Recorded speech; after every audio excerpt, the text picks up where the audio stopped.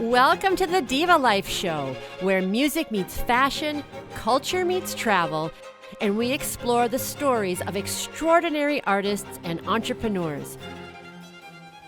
Welcome to the Diva Life Show, where music meets fashion, culture meets travel, and we explore the stories of extraordinary artists and entrepreneurs. I'm your host and resident diva, Heather Poduska. Today on the show, we welcome model, fashion producer, and stylist Bri White. Bri White is the creative force behind Vostra Moda, a personal fashion styling business dedicated to helping gamers, fantasy lovers, and queer folks express their unique identities through fashion. As a lifelong fan of storytelling and self-expression, Bri blends her love of nerdy pop culture with a passion for style to craft looks that are fun, empowering, and deeply personal. Whether curating themed style quests or transforming her clients' wardrobes into reflections of their vibrant personalities, her mission is to help folks slay their closet monsters. Welcome to the show, Bri. I'm so excited to have you. Thank you so much for having me. This is amazing to be here, and I'm so excited. Yeah, I'm excited too, and I'm like, I have to have you on because I have yet to meet another gaming, fashion, fantasy expert. Yes. So this is, you're cutting the ribbon here on the Diva Life Show. Love it. So how did this happen? How did you become this niched expert in fashion and fantasy? Yeah, so I joke about the fact that since I was 3 years old, I've always loved playing dress up. Like, I had the obligatory dress up box, but I've always done things a little different. So there is a photo somewhere in existence of me going to a tea party, but they said it was a dress up party. And so there's a picture of all these other little girls and boys in like their nicest clothes, and I'm literally wearing like a satin tie-on skirt as a cape, and I've got like the beaded necklaces, but I made a belt out of them. I've got like jelly shoes on, and like I just turned all the stuff that's supposed to be one thing into another, and I was like, well, I thought it was dress up, so it was like be creative. Yeah. And then the rest of these little girls have like their cute floral print dresses with like little crinolines and hats, and so I've always had an interest in fashion, but how can you be creative with it and make it yours and have fun with it? Mm-hmm. And on the fantasy side, I was homeschooled for the majority of my schooling, mm-hmm. and with that, I've always been a very like motivated, independent person, mm-hmm. and would get all my work done really early in the day, and then I had all this free time, so I would read. And I've always loved fantasy novels and these amazing worlds that you could explore and mm-hmm.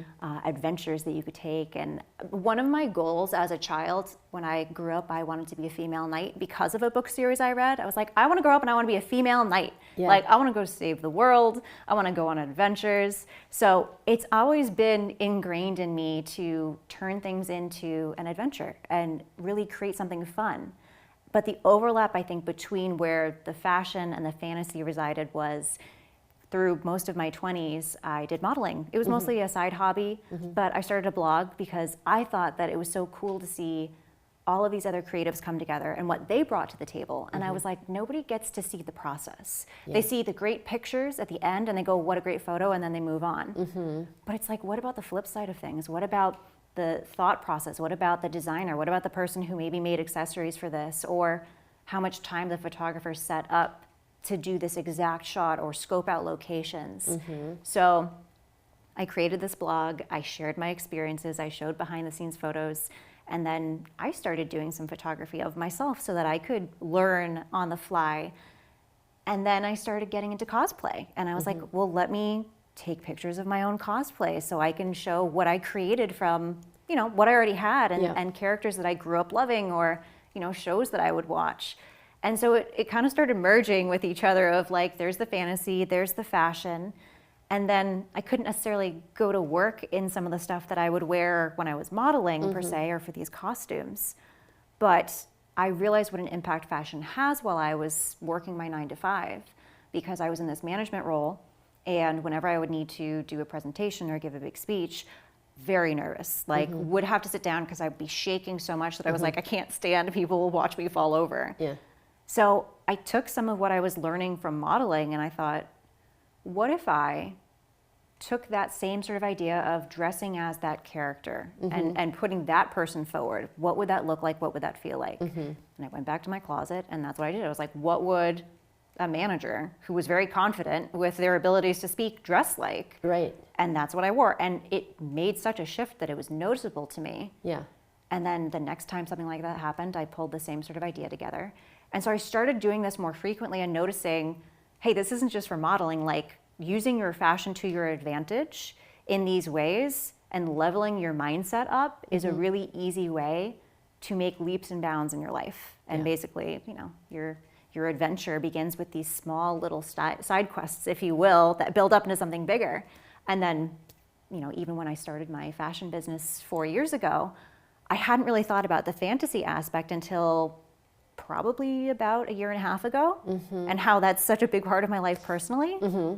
So I tried to, you know, incorporate more of that, and I realized that was really where my heart was, is making that so fun to me, and so it inspires me, and that's what really inspires other, I think. Yeah, and I love that. And we're talking, what you're talking about is brand. Yeah. And it's what I always talk about. It's authentic branding, when you tap into who you really are and what you're really passionate about, and are brave enough to really express it and go out on a limb, because not everybody is a fantasy quest, cosplay, fashion designer. And I don't know, you can tell us if you had any hesitation or nerves about it. So many. Yeah, and I think people do. They're like, oh, this is like weird, or people aren't going to get it. But like when you do, then it's like the light bulb turns on.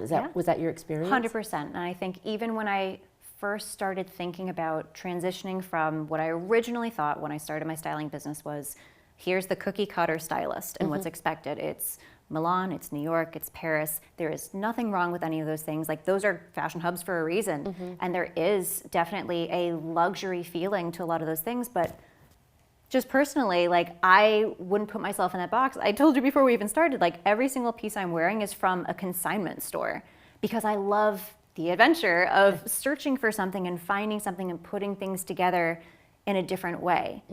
And I think that I was trying to fit a mold of what I thought people thought a stylist should be, not what I wanted to be as a stylist. Right. So even for the first 2 years of my styling business, something felt a little bit off for me, and I didn't feel like I was connecting with people how I wanted to, and I didn't feel like me. And it's like, you know, I'd put this person forward, even for my branding photo shoots. It was like, I feel like I'm modeling right now, but not in a good way. Like, it didn't feel like, but this is me.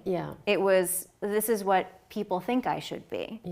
Well, let's pick this apart a little bit, because I talk about this in terms of performing, because if someone, exactly what you said, as a performer, if you have stage fright, and Beyonce talks about having Sasha Fierce as her alter ego. If you're nervous that you can step into this other role, that's still authentic. It's just a role that, like, you might be a mom or a fashion designer or a manager or a dog owner, all in the same package, right? Like, we play different roles in our lives. But when the role becomes a box and not an expression of a facet of your authenticity, your personality, I think that's where you can run into trouble. So how do you think about that? About differentiating what is a healthy role and to use, to be strategic about, and what is, like, how do you know when you're doing that, slotting yourself into something that's not working? I think for me, the way that I knew was I would look at the content I was creating, or I would look at the pictures that I had done, or I would look at kind of the words that I was writing to people, and I'd be like, who is that? But not in no, I know, I get it. Not in a like, ooh, who's that? But like a, who is that? That's not me. And I think it's funny because I think a lot of us have this image of, you know, what does your ideal you look like, and how do you want to put yourself out there in the world? And then there's that, but who am I really? Like, who do I put out every day? And where's that kind of in between? So I always wanted to be this, like, really mysterious and cool and sexy and, like, badass person. Which you are. Thank you. But the way that I thought I would get there, and then seeing, like, yes, I can be those things, but really, I am just a genuine, and, like, I love laughing, and I like things that make me smile, and I like talking about gaming a lot, and I like talking about fantasy things a lot, and putting yourself in that box of, well, that's not what a stylist does. A stylist talks about this, and they act this way, and they show up this way. They don't show up in a graphic tee, even if it's paired with heels. Like, that feels a little too casual, or it doesn't feel quite like, You know, like I think that if it was 4 years ago, I wouldn't have shown up with my dice earrings on. Which, let's see those, because I love it. Those are, So and this is- I was so proud of myself to recognize those as Dungeons and Dragons. Yes. Yeah. But They're so it's cool. Such a big part of my life. Like, Yeah. especially for anyone who plays Dungeons and Dragons, you know, if you're in a home game, like that's hours of your life usually that you're Yeah. dedicating to this thing. Yeah. And it's a lot of time people will really build their friendships through things like that, or they learn about themselves because it's a form of storytelling. And sometimes it's when you don't feel comfortable expressing yourself personally. Yeah. Sometimes it comes out through that. Like there's a lot of these aha moments that happen during these games for people, I think. Yeah. And I think it's such an integral thing for people. Why wouldn't I want to share that? Why wouldn't I want to talk to like if I want to talk about this to someone in a casual way, why wouldn't I want that to be a part of like, I'm proud of this thing that I do? Yes. And so realizing I'm trying to put this person out there who isn't actually me, that's not benefiting anybody, least of all me, but I'm not connecting with the people I really want to. Well, I was going to ask you about that. You're not actually, you said before we started that there were people, once you started stepping into your authenticity. Tell us what happened for your clients when that happened. It was wild. I didn't actually think it was going to happen so quickly. But once I started putting content out there and updated my website and started putting the language in there around like, how do you make this an adventure? How do you do this as a style side quest? You know, how do you make it fun? Like make fashion fun again. I had people being like, yeah, I relate to this. Or I had somebody who saw one of my videos talking about, it's J.R.R. Tolkien's birthday, so I made a Lord of the Rings inspired outfit. This is what I would wear if I was in it. Yeah. And he was like, this is amazing. I love Lord of the Rings. I actually think I could use your help when it comes to my styling. I feel like you'd understand me. Yes. And it was like, really? Like this was supposed to be a goofy video that I didn't think anything of. But because my branding when he went to my website after was in line with, it wasn't just a funny video just for the sake of it. It was like, well, no, I do fashion stuff for that exact reason. Yeah. It related. And then same thing with when I started putting more information out there about my personal life and the fact that I am queer and I want to create a safe space for people to feel comfortable expressing themselves. I had so many people come to me and say, I've been looking for someone like you because I want to feel like I can be myself around you and not have to put a mask on. Oh my God. And it was heartbreaking and heartwarming at the same time to be like, I understand that because I've felt that before. Oh my God. And when you look back and you realize like, this person was me 10 years ago, I can help you. Yeah. It was just so enriching to be able to have these moments of, I had so many people tell me this seemed like a real far-fetched idea. I don't know if it's gonna click with people. And then all of my people started finding me and being so excited. And I got to make things that were for them. Like these are my people I get to create for now and have fun with. Yeah, that it makes my blood boil to hear comments like that because authenticity is never wrong. Yeah. It's the answer to all branding questions. Yes. Because it is you and then the people who need you the most. It's not helping the people that need you the most because you're not letting them see. Yeah. And you have an empathy that other people don't have that can help them. Plus the expertise to do it as well. Yeah. So what are some, because I imagine if you, just for people who don't know what cosplay is, can you just, we've used that word a couple of times. Sure. What is cosplay? So cosplay is essentially, think about costume creation, dressing up in a costume for Halloween. It's along that premise, but for cosplay, you're specifically embodying a certain character from a TV show, a comic book, an anime, any number of really like pop culture, or really, really niche culture too, a lot of times. And then it's the act of actually creating that character through costume accessories, all those pieces, and then wearing it. And a lot of times people wear it to conventions like Comic-Con or Anime Con, or they do photo shoots to show off their work that they've created. There's a lot that goes into these. There are people who literally, it is their job and they are commissioned to create cosplays for people. Wow. Because some people don't have the skill set. I do not have any sort of seamstress skill sets. So I would use pieces that I found and try to use like clothing already owned and see if I could do my own spin, like a casual closet cosplay, if you will, for a lot of things. Where it was like, what can I do that's kind of something I could actually wear out in real life, but still embraces this character. And that was something that, again, growing up, I loved playing dress up. So it just made sense to be like, well, I can focus on my dress up skills by trying to make this character come to life, if you will. Yeah. So that's kind of where my cosplay interest came from. Yeah, we were in Seattle. I was taking one of my kids out to look at schools on the West Coast, and we were, I think it was the DoubleTree near the airport there, and we opened the door, and there's some major cosplay convention. I'm like, where are we? And I am not dressed appropriately. Got transported. Exactly, but people do, like, it's a whole like subculture in our society. It's why do you think that it seems to be growing? What are your thoughts about that? I think part of the reason why it's grown Making more. a resurgence. Yes. Yeah. I think it's grown more than it used to because of social media. I think that there has been some normalization made for it because, again, it was one of those things that growing up, you didn't talk about it if you cosplayed. It's the same way that you didn't talk about playing Dungeons and Dragons. That was like, that was such a nerdy thing. Like, you don't want people to know that you do that. You get categorized. You just outed me. I mean, I was talking about myself.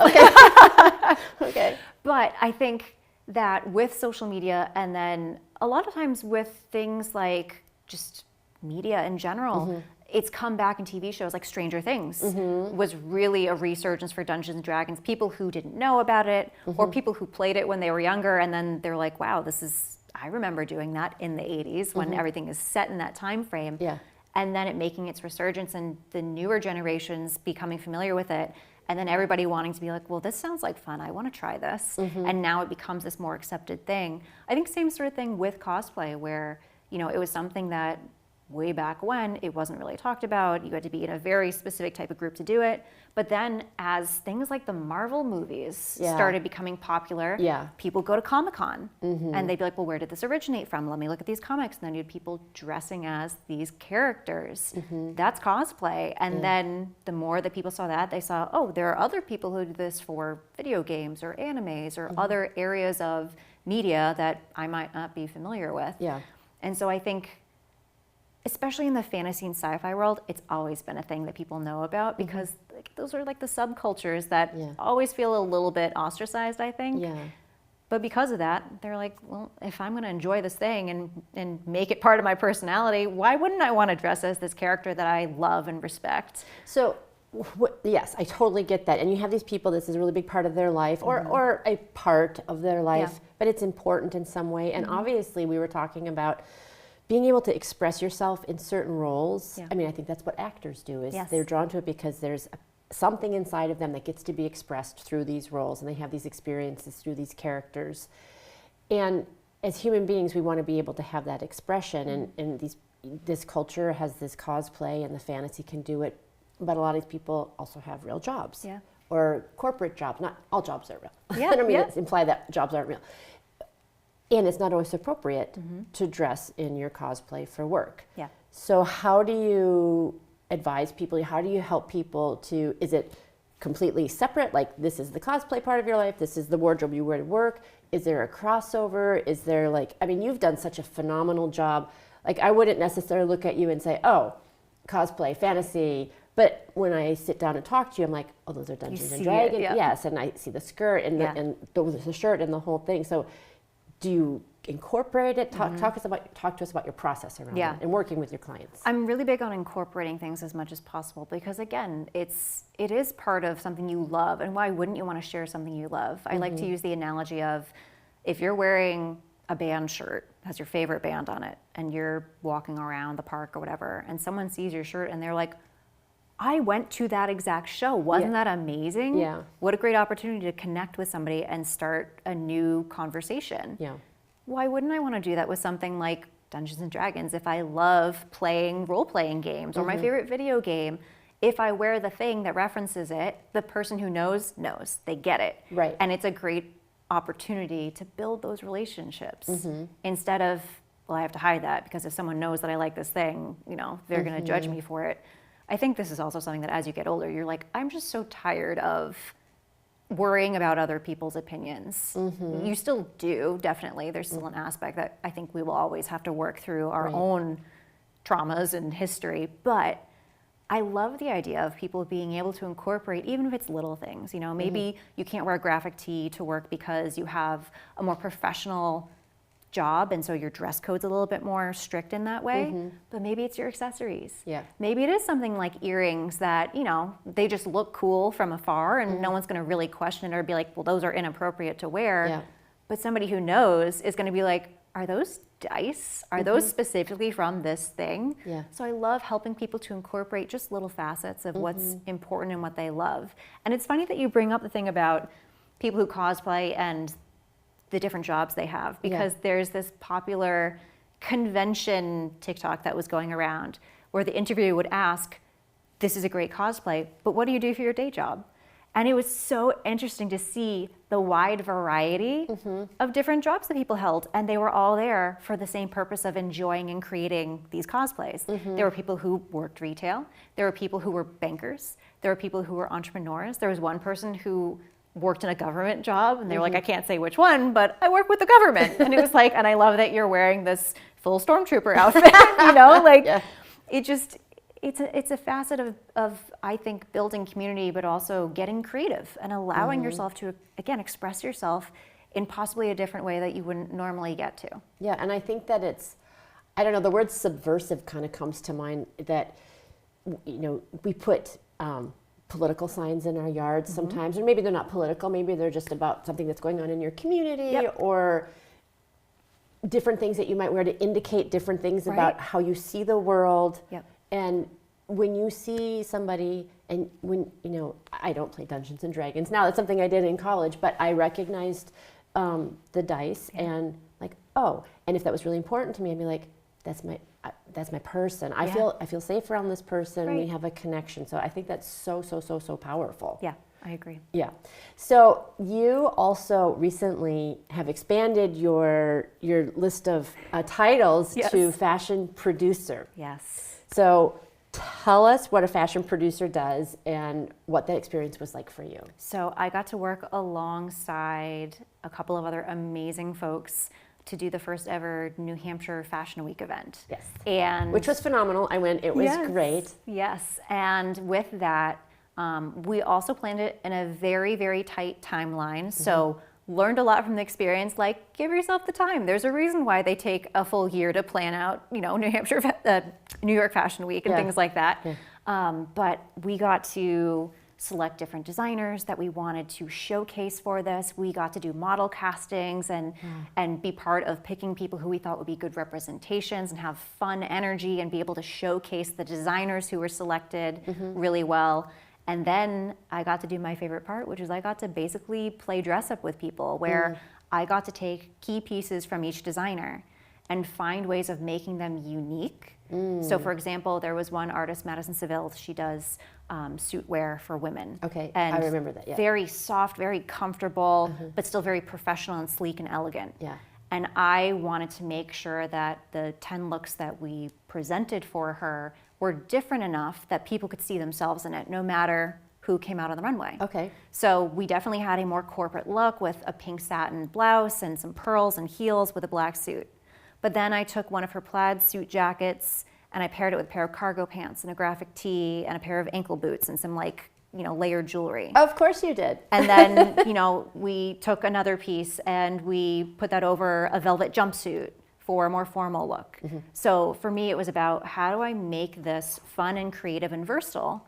Because I love having one piece and being able to showcase it in 10 different ways. Yeah. Because that makes it easier for you to get dressed, is being like, well, I don't need a ton of stuff, but I have things that work together and are fun for me to actually get dressed. And I thought, why wouldn't that work for the runway? Right. Well, it did. It was phenomenal. And it's so important to get that message out to people about their own closet. So if you were going to give advice to people out there about how to create their own style quest in their closet, what would be like your number one piece of advice? I think my number one piece of advice is every quest starts with kind of the hero's journey. It's a big thing that I love, is thinking about the hero's journey. It's Joseph Campbell. Yes, and figuring out where you are. And I think people sometimes, when they work with me, are like, so for For the hero's journey, like you're setting that up, and I'm like, no, you're the hero of your journey. Yeah. So you have to figure out, why is this your journey? Like, why are you, in the hero's journey, it's the hero realizes something and has to leave their safe space, usually their home, to go on this adventure. There's a call to adventure. What's your call to adventure? Your call to adventure could be, I got a promotion at work and I really want to level up. I want to show up as this person who's capable of taking on these things. Or maybe it's, I've decided I need to take better care of myself and show up for myself, so I started a fitness journey. And it's going great, but now my stuff doesn't quite fit me anymore, so I need to replace items. Or maybe it's, I've realized that I've held back who I am for so long that I'm not putting my best self out there. But I really want people to know who I am. And I'm on the journey of discovering, who am I and how do I want to express myself to the world? Wow. So it's figuring out, well, what is your quest? What is kickstarting your style journey? What is kickstarting your adventure? And how does that relate to your closet? And how can we help you with that? Oh my God, that is so cool. You are the coolest. You are the coolest. If people want to know more about you, where to find you, definitely check out Bri's social media. You do such great videos and so fun with the different characters. So where can people find you? Yes, so they can find me on my website, vostramoda.com. Vostra Moda is also Italian for your style. Nice. Because I like to remind people, we're here to help you find your style. Yeah. And everyone's unique. On all the social medias, definitely Instagram is a big one, but also my YouTube channel. I do a lot of shorts on there. I'm trying to kind of work some long form in, but that's where you can find a lot of my video Is that content. Vostra Moda as well? It is Vostra Moda, Vostra Moda. And we put out a weekly newsletter that has style quests and challenges each week, so you can start, exploring your closet and having fun with fashion. Oh, I love it. I love it. Thank you so much for coming. Thank and you. I always ask, because I'm trying to reclaim the word diva in the most positive connotation possible. What does diva mean to you? I think for me, diva means being bold and being confident, because you will never meet a diva who is not confident and is not afraid to speak their mind. And I think we all need a little bit more of that to be able to put ourselves out there and have the confidence to stand up for what we feel is important. Yeah, well, you are a diva in the most positive connotation of the word. You as well, my friend. Thank you very much. Birds of a feather. Thank you it. so much for coming on. Thank and you. As always, thank you for joining us. And until next time, here's to hitting all your high notes. Take care. Bye-bye.